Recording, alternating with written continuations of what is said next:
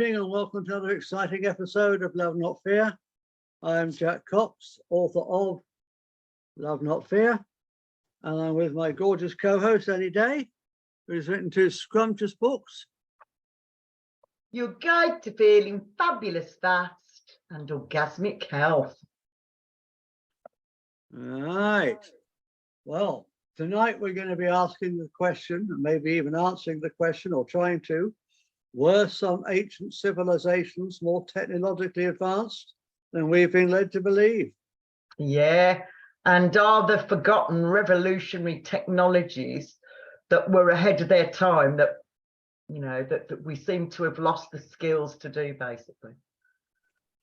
In 1945, Robert Oppenheimer, the scientist behind the first nuclear explosion in recorded history, gave an interesting response when asked what successfully conducting the first nuclear explosion meant.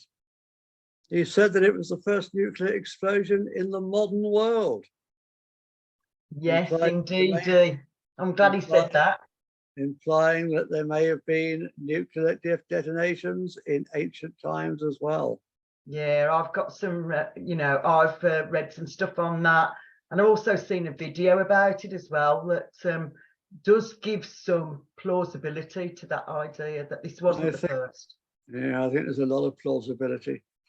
Oppenheimer had a strong interest in Hindu philosophy and culture. Yeah. And he studied texts like the Bhagavad Gita and the one I can't pronounce. The Mahabharata. Yeah, that's close enough, isn't it? An ancient, yeah, well, just tell me how I should be pronouncing it, then go on. I have no idea, Jack, but I think that's close enough to what. I'm sure there will be some Asian people going, no. No, not like that. No, they're all chucking bricks at me now.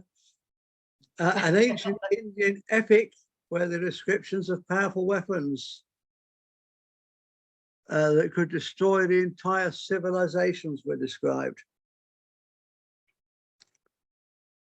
The author clearly stated that some of these weapons had the potential to wipe humanity off the face of the earth.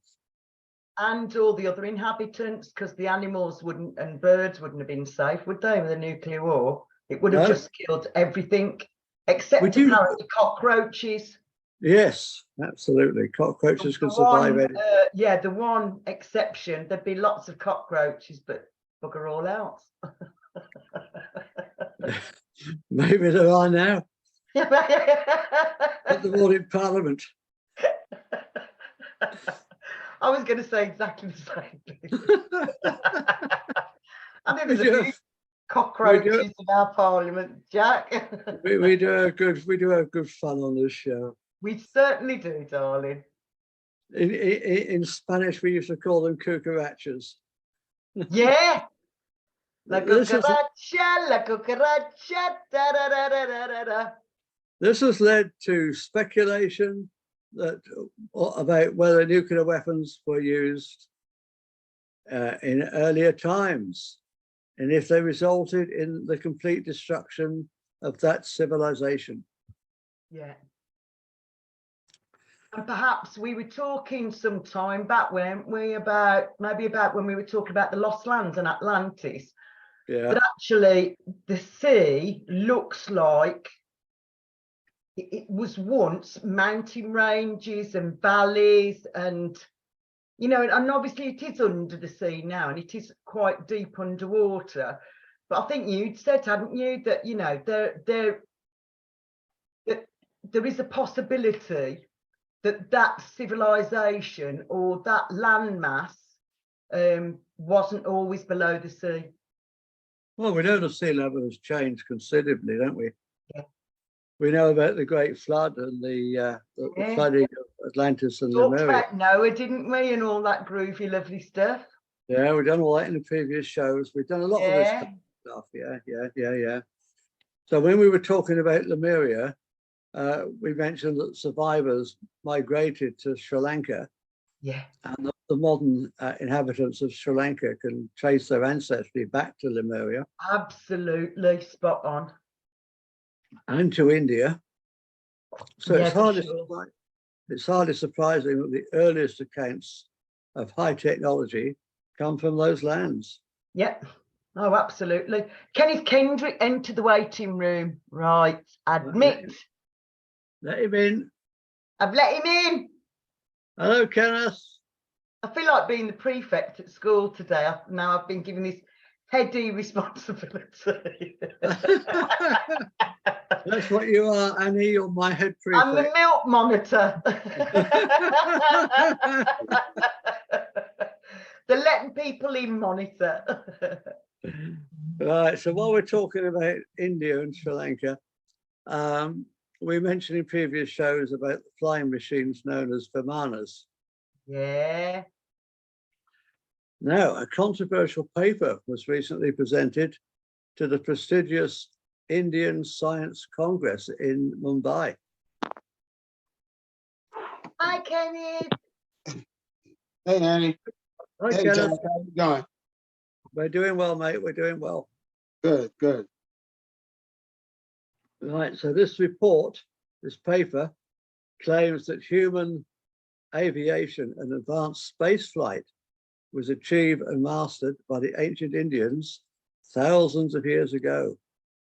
And yet we couldn't even get a man on the moon. Unless, of course, we had L3 Studios in on it.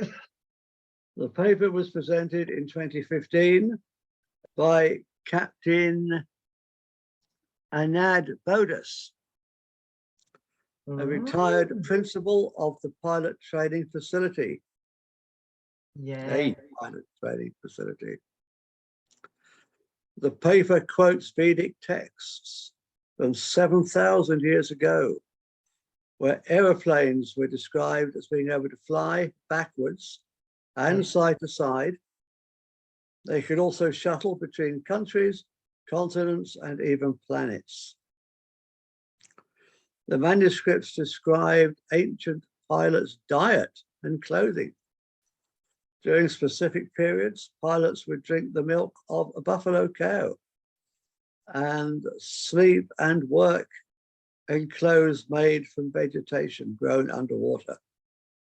Wow. That makes Bodus, sense. Hmm? That would Say make again? sense, wouldn't it? To have that covering on your body that's made out of nature would be, Yeah. yeah, that's got to enhance things, hasn't it? Well, I'm sure they relied far less on the synthetic materials we use today for spacesuits and far more on naturally Oh, grown. you mean the Nazca Lines? Yeah, I know. Boda claimed that there is an official history and an unofficial history. Yeah. Official history records the Wright brothers flying, not inventing, by the way, the first plane, 1903. The plane was invented in England, in Chad. What all the Wright brothers did is flew the first recorded untethered flight. Yeah. The plane in Chad was run inside a warehouse and attached to ropes. Yeah. But the inventor of the aeroplane was really a sage named, and I'm going to mess this pronunciation up again, Bahadawai, or somebody who lived 7,000 years ago. I'll put all this in the. Yeah, lovely. What I'm going to do, I'm going to edit this again, and I've got lots and lots of images to put up. Okay, sure. Yeah, sure. And I'll put up all these difficult words on the screen. But it may take 2 or 3 days because I've got a dental appointment tomorrow. Yeah. As you well know. As I know, I was the person who manifested this appointment for you. You did. You manifested it out of nothing. out of no way, a way was found. Indeed. I am the goddess of love and manifestations, I think. Love and light and manifestation. Go along with that. Yeah. Right. He also said that these ancient planes, some of them, had 40 small engines, were driven by 40 small engines. Yeah. The Vedas are a large collection of Sanskrit texts originating in ancient India. and constitute the oldest layer of Sanskrit literature and the oldest scriptures of Hinduism. Yeah. And the fact that they'd actually got documentation on this from so long ago makes it more credible, doesn't it, Jack? Well, I've raised the question, is this actual history or is this ancient science fiction? And of course, there's no way to know for certain. But it's so I suspect it was people writing about important things which wouldn't have been science fiction. I mean, there are some beautiful Rumi poets that write about, you know, things that they would like to come to pass. But I've got a feeling that this was people just writing about what they knew, basically. I think they'd seen these things, whether they'd actually invented them or whether whether it was some extraterrestrial entity, I don't know. I'm not going to get involved in that tonight. Yeah, and I haven't mentioned von Daniken, but I did used to read a lot of his stuff. Yeah, I did. When I was a teenager and when I was in my early 20s. And it's very compelling and very well researched, isn't it? So yeah, it is. Yeah. So the subject of flying machines has been a popular subject among ancient astronaut theorists who argue that some extracts are evidence of extraterrestrial visitation. However, Captain Boda has said that the ancient Indians invented the technology and that it was later forgotten because of the passage of time and, I quote, things being stolen from our country. Oh, I mean, we have such a dreadful in the past, you know, stealing the Elgin marbles, all the artifacts from Egypt that were stolen. And it wasn't just tomb raiders, it was so-called, you know, researchers that have done some of this. It really is appalling what we've done. I don't mean us. I mean, you know, the British Empire. Our ancestors. Yes, not you, not you and me personally. No, not us. I think we'd be doing the opposite. We'd be putting them all back and making it all lovely and pretty. So the Indian Science Congress Association is a premier scientific organization of India, where more than 30,000 scientist members are represented. Yeah. So, yeah, ancient history or ancient science fiction, you decide. I'm going with the ancient history myself. Indeed, if all this knowledge was available in ancient days, why did it stop? Where did it go? Or did it ever stop? Yeah. What if we've been lied to about everything? Oh, we most certainly have. India is not the only source of evidence of ancient civilizations with aeroplanes. Yeah. The QUIMBAYA artifacts are a range of. Do you want to say anything more about Vimanas before we move on? Go on then. No, Annie, do you have anything else? No. What I've got is different to this. Well, okay. There may be some overlap with regard to Egypt, but most of this is not what you've already said, Shug. Brilliant. Okay. I've telepathically communicated with you about what you're doing. What I like to hear.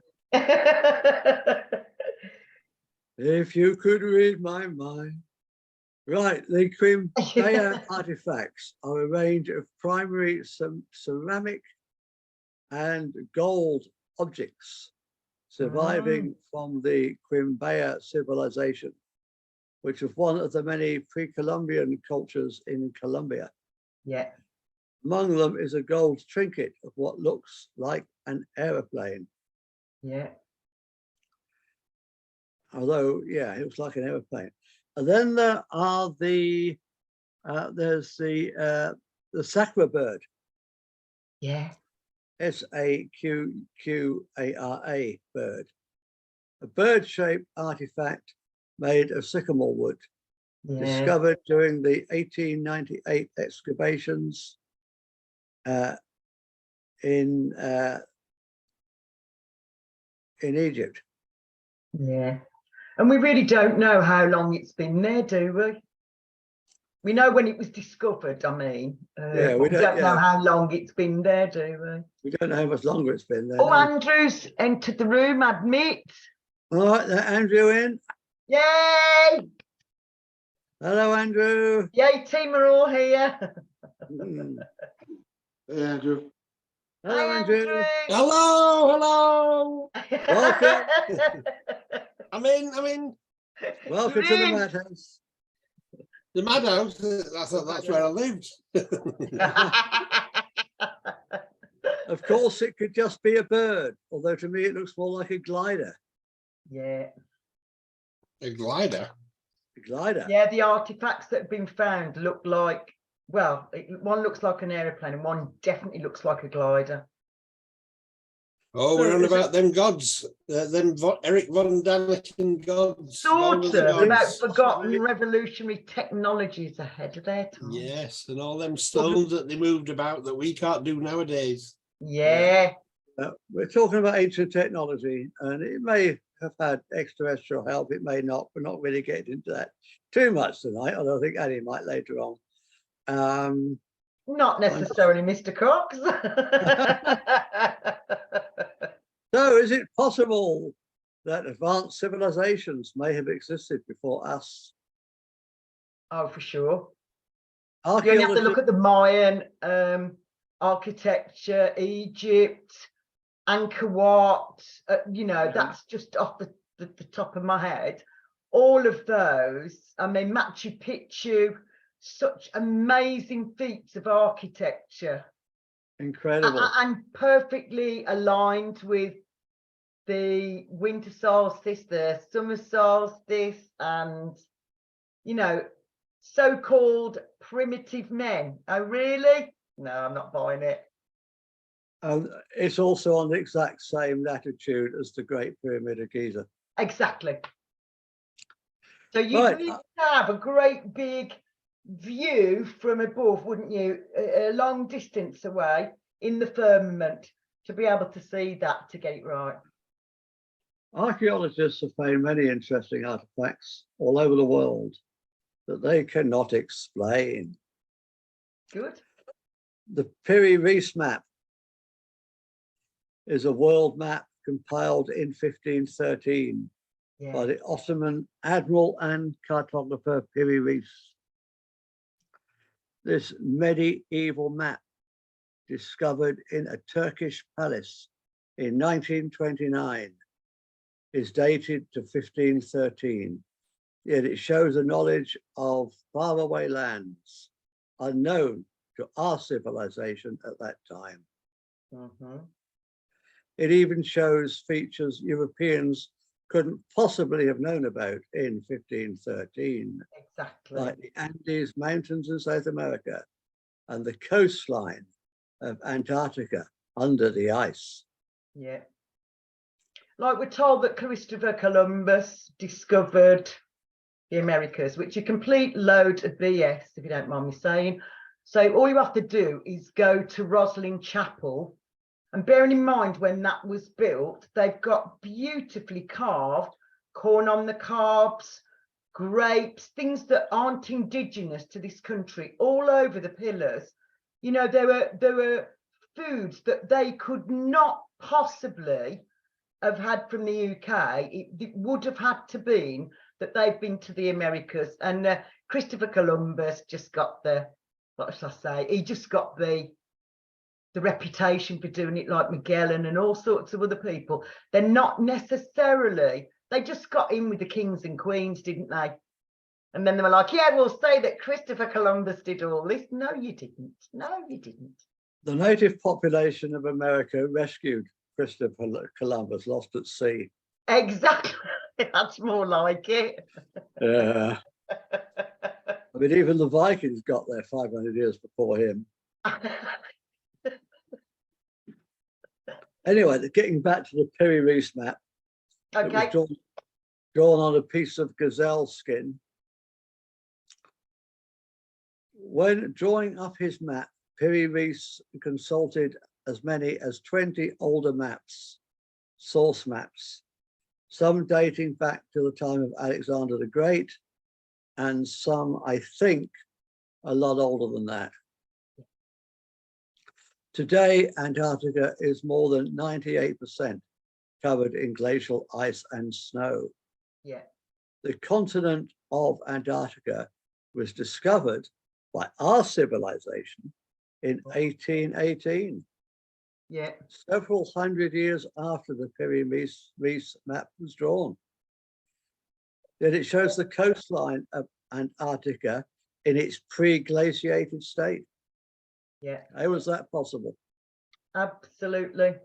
Given the And the fact that limitations. they've made a treaty now so that nobody, all the countries of the world, I'm still quite, I don't know, amused and bewildered by this, that knowing that there are resources there, that they all signed it, and now there's a no-fly zone over Antarctica, and you can't go in a boat to explore it. It's very suspicious, isn't it?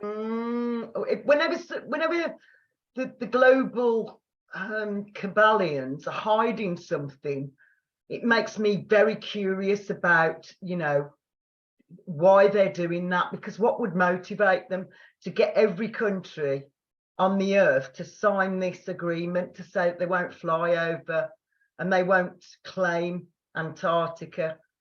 Yeah, I am very curious about it. So the source maps used by Piri Reis, or possibly the source maps used by the writers, the cartographers of the source maps, must have been made before Antarctica was covered in ice. Yeah, because it couldn't have shown it like that, could it? If that is the case, it's tangible proof of an ancient and much older civilization that predates anything that we know of. Yeah, absolutely, darling. Curiously, the Piri Reis map shows Antarctica attached to the tip of South America. Yeah. So either the two tectonic plates drifted apart much later than we think, or the original source maps must have been drawn over 140 million years ago. What does that tell you? Now let that sink in. Just Let that sink in. big penny to drop, isn't it? It is, isn't it? Yeah. Absolutely, darling. A note written on the map by Piri Reis indicates that he knew that during the winter months in Antarctica, there would hardly be any daylight. And during the summertime, the sun never sets. Now, how would he know that? Yeah, exactly. That wasn't just a good guess, was it? That was experience, wasn't it? No, Reis claimed that he was given knowledge of this from a Portuguese sailor. But no known Portuguese sailor had ventured that far south in the 1500s. Yeah. The coastlines of South America and Africa, as shown on the map, are surprisingly accurate, within a half degree of longitude. The longitude is also, the equator is also in the precise location. And again, because it is so precise, Jack, you know, you can't really argue with this, can you, at all? Now, the marine chronometer was invented in 1790. Yeah. And before that, sailors had no accurate way of pinpointing a given location. Yet the Piri Reis map seems to have done that long before. Yeah. They used to look at the stars a lot more than we do now, didn't they? They did, yeah. Even if navigators did sail down the coast of South America, Africa, and Antarctica, which they didn't, but even if they had, the Piri Reis map should show only coastline features. Exactly. but it shows the Andes Mountains are accurately portrayed on the map, and rivers are included accurately. How the dickens did Piri Reis know that? Exactly. So the Piri Reis map, if the Piri Reis map, so is the Piri Reis. I'll get right in a bit. Put me teeth in. So is the Piri Reis map proof that there were advanced civilizations on Earth at much earlier dates than we think? Oh, absolutely. There's so many things, isn't there? The Dead Sea Scrolls, all sorts of evidence that's come to light. Yeah, some people even claim that the map is proof of paleo contact. Yeah. Why not? The Kirkstorp spheres are small objects, often spherical to disc-shaped, some resembling cricket balls that have been collected from 3 billion-year-old deposits in South Africa. Well, And they certainly look like they were made by intelligent beings. yeah. The Nazca Lines. Oh, I love the Nazca Lines. Absolutely. I've got to go and see them for myself one of these days. We've had a chat about this. Located We just in need someone to fund us to go to all these sacred sites and we'll do a show live. We need funding so as we can do shows from all these sites all over the world. Absolutely. Please, universe, we need the funding to do Universe, thank you, thank you, thank you. Yeah. Thank you for giving us the funding to do that. Yeah. So, yeah, the Nazca Lines from the Nazca Desert in Peru. Massive geometrical shapes in the ground that represent different animals. Some lines are 30 meters wide. Exactly.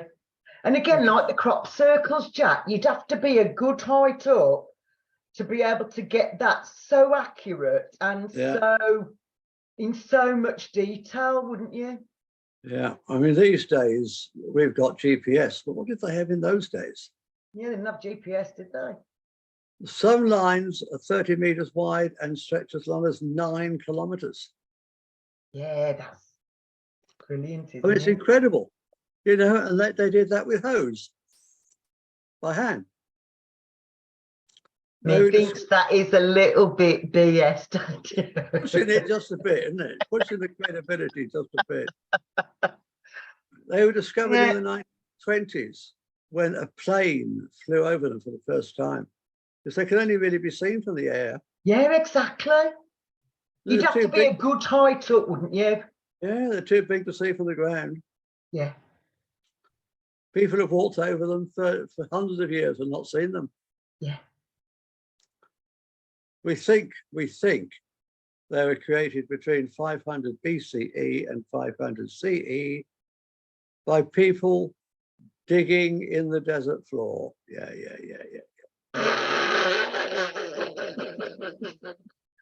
Yeah. If it smells like bullshit, looks like bullshit, maybe it's bullshit. With their little hose. With their little hose and their primitive little... No, come on now. This is not even remotely credible, is it? It's not even remotely credible. They wouldn't have known where to draw the lines. And the fact that they were so accurate and that when they're observed from above, they're such beautiful pictorial representations. I'm sorry, but I'm sorry, Dark Cabal, but we're not buying this bullshit. It's a load of rubbish. Yeah, the Nazca Lines have been naturally preserved for so long because of the stable and dry climate on the plateau where they are located. Yeah. It's so dry, only 1 inch of water a year or less. But the true mystery is how they were made. Yeah. Not even so much how they were made, but how they were drawn in the first place, how the architect, how the draftsman Yeah, I'm fairly sure I've got a designed them in the first place. Oh no, it's not. It's No. an actual picture.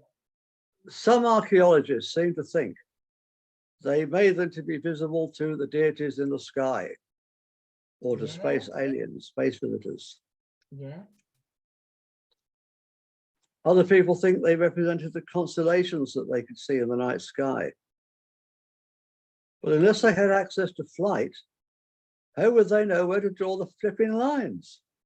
This makes no sense, does it? Unless they were getting a lot of help and unless they had much better technology than we have today. Now, the only other explanation is that their shamans were able to leave their bodies in trance. Possibly. Yeah, I haven't Right. thought of that. Yeah. Possibly. Right, Göbekli Tepe,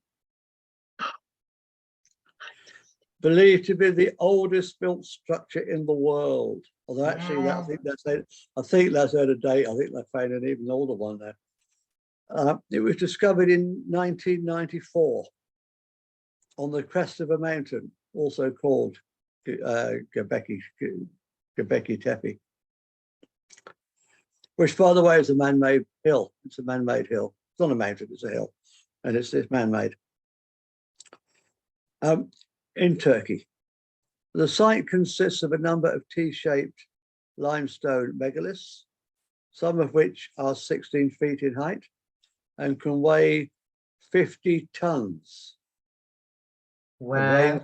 Circular formations. Yeah. Like some of the stones that made the Giza pyramids, they're like 50 ton. I can't really get my head around what 50 ton would look like. But it's heavy, Jack. Gets even crazier than that as we go on, Annie. Oh, absolutely, baby. Tell me about When it. we start talking about Baalbek, it gets even crazier Oh, than that. Yes. So for a long time, it was thought that Stonehenge was the oldest structure of the world. But Göbekli Tepe was radiocarbon dated to before 9000 BCE. That's more than 11,000 years ago. That's over 6,000 years before Stonehenge. Yeah. To put it into perspective, we today are closer to the time of Stonehenge than to the time of Göbekli Tepe. Yeah, that's a good way of expressing it, Jack. Thank you. Yeah, exactly that. And we're supposed to believe that hunter-gatherers did it all with no metal tools. Well, we were picking our berries. Well, they not even the wheel, but just with their hands. Really? Really? I used to have great big talons, Jack, and claw the earth. It's an absolutely crazy thing just to think about, isn't it? You know. You do wonder when people write, so-called scientists write these papers, that there isn't somebody in their family that proofreads it and goes, come on now. Yeah. Use your common sense. This could not be true, could it? Scrap that paper, do another one. I mean, it coincides with the invention of agriculture. Yeah. Sure. And who taught our ancestors agriculture? Yeah. The survivors of Atlantis, maybe? The survivors of the Lemuria? Lemurians, maybe some civilizations that we don't even have knowledge of. Or, you know, what's the extraterrestrials? Right. So if they were on the ground at the same time teaching our ancestors agriculture, why couldn't they have built Göbekli Tepe? Because the hunter-gatherers certainly didn't do it. No, but I think there's been all sorts of races on the earth, hasn't there? Absolutely. We've all got different skill sets. And also, I do think extraterrestrials. Well, we've covered the whole ancient alien theory in another show, didn't we? A few months back. Yeah. So if anybody wants to look up the panspermia episode, it was about 6 months ago, wasn't it? Yeah, I think so, sure. Yeah. We went into a lot of detail in that. So did. It was loads of fun, as always.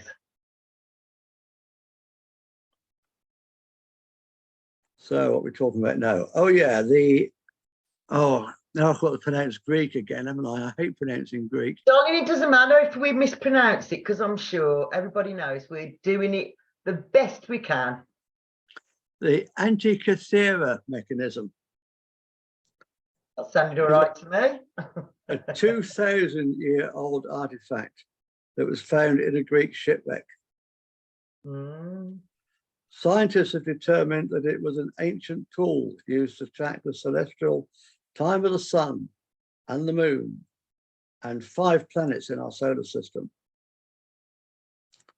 It also had a calendar, phases of the moon, and extremely accurate timing of eclipses. There you go. It was so sophisticated. What's that that's jumped up on my screen? Hang on a minute. It was so sophisticated that no other tool like it would be invented for another 1,000 years. Yeah. It seems almost impossible that ancient Greeks would have had access to such an advanced technology, unless our idea of ancient times is entirely wrong. Yeah. That we weren't primitive and we weren't lacking in skills, that we, or maybe there were 2 races alongside. Yeah. Maybe we were just a slave race and they were the... Now the Indian people watching this show are going to be throwing bricks at me again. No. The Padmanabhan Swami Gold Temple. Yes. In India. Yeah. Believed to have been built during the 6th century CE. Yeah. In 2011, a group of archaeologists decided to excavate under the temple. They discovered 6 huge vaults protected by strong doors made out of iron. Mm. They found hundreds of bags full of ancient gold coins, diamonds, gemstones, jewelry, but there was one door they couldn't open. Nothing seemed to work, and still hasn't worked as far as I know.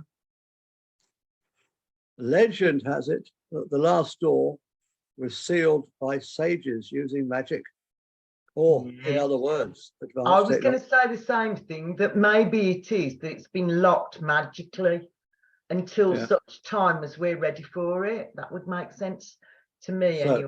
Yeah, so locked by sages using magic, or in other words, advanced technology.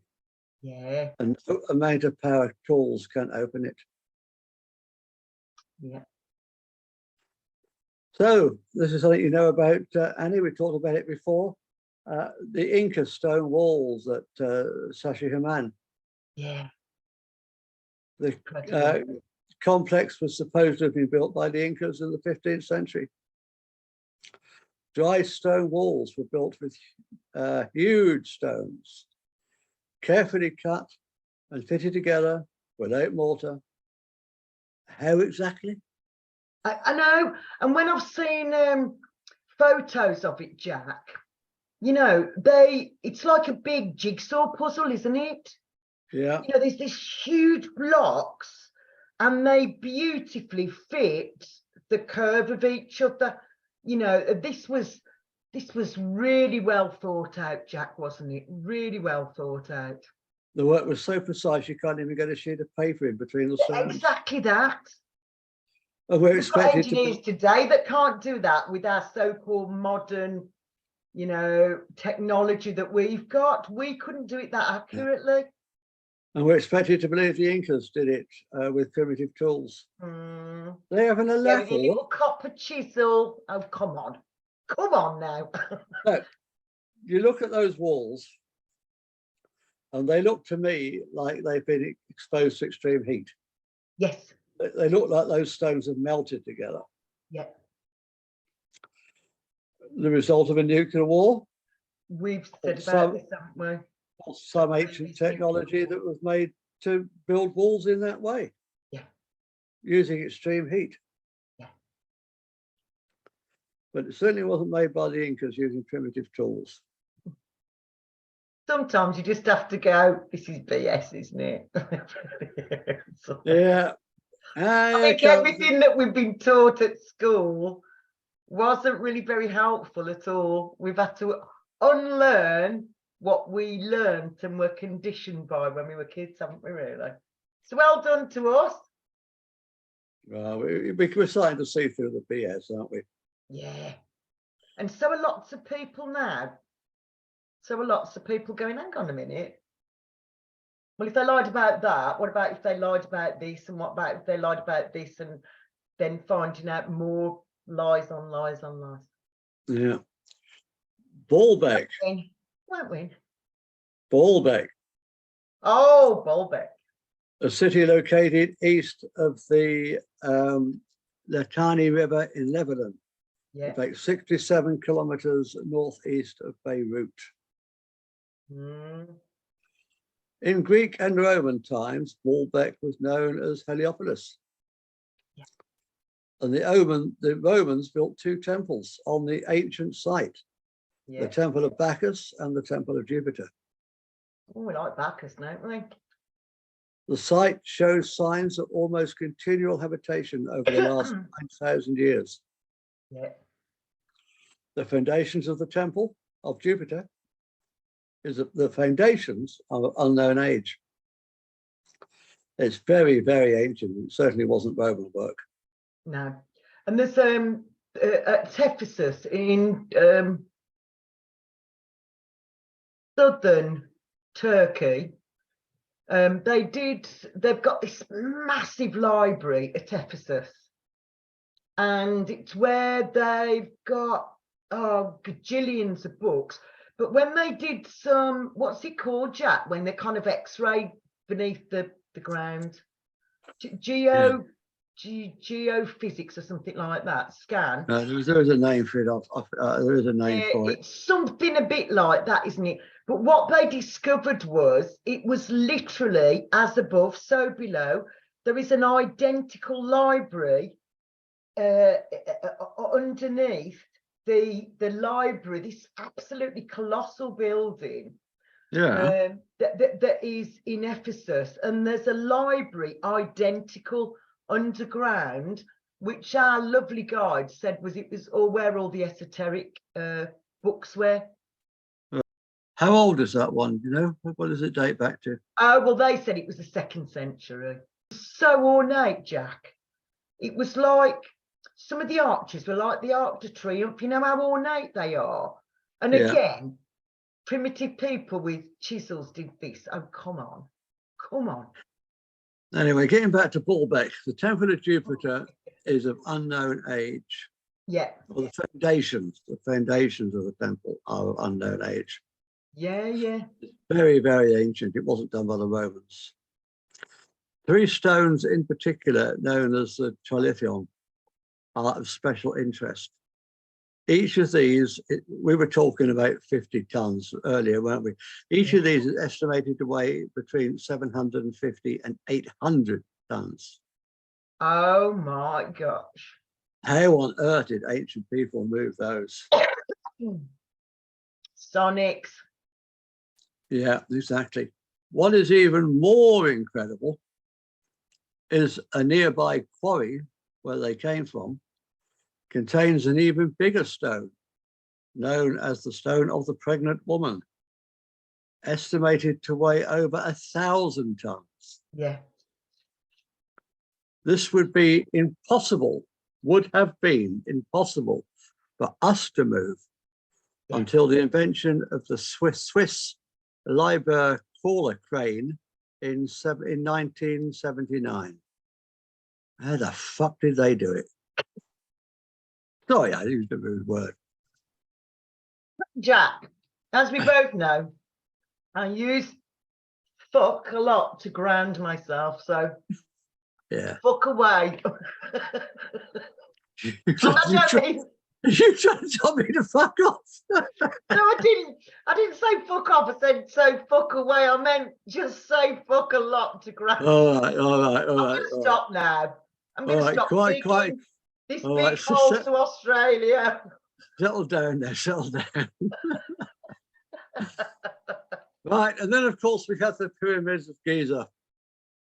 Yes. Well, I reckon they were built by a bloody big Giza.